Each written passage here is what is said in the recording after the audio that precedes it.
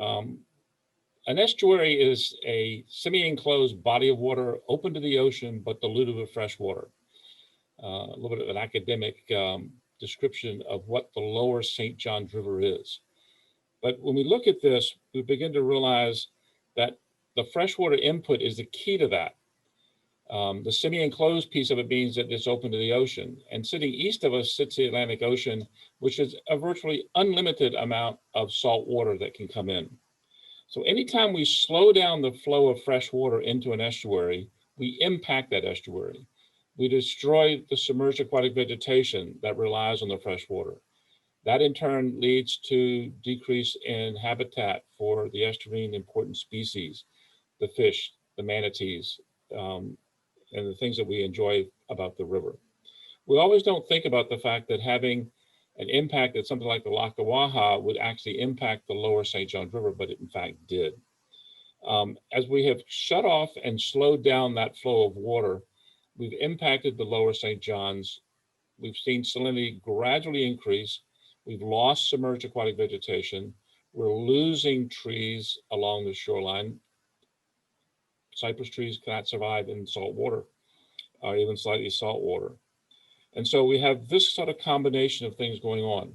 Now, it's not just the estuary of the St. Johns River either. I report, and most of you are familiar with the Apalachicola and the impact that the water use in Atlanta has had at Lake Lanier. And so we see this coupling between freshwater usage, uplands, and the impact in the wetlands at the mouth like of the St. Johns River in particular. So when we see that interruption of flow, it has a tremendous input downstream. Why do we care? Well, 90 to 95% of the economically important species spend all or part of their life in an estuary. This is extremely important because fisheries plays a huge role in Florida economy. If you know, there are about 4 million Florida anglers that put about $11.5 billion every year of economic impact into the economy. Something in excess of 100,000 jobs are related to the freshwater and saltwater industry. And so we look at this impact and we think about, is the system resilient? You hear a lot about resiliency today. This is the ability of the river to respond, or any system to respond to any kind of disturbance.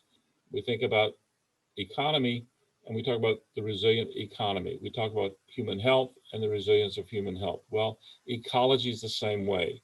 We have to sort of think about how we can make this system more resilient and respond better to the disturbances we've imposed. Governor DeSantis has in his budget $1.8 billion to establish a resilient Florida program over the next 4 years. Restoring the Ocklawaha can play a huge role in this. 50 years ago, Richard Nixon stopped the program because we began to realize the economic impact and the environmental impact. It's time to free the Ocklawaha.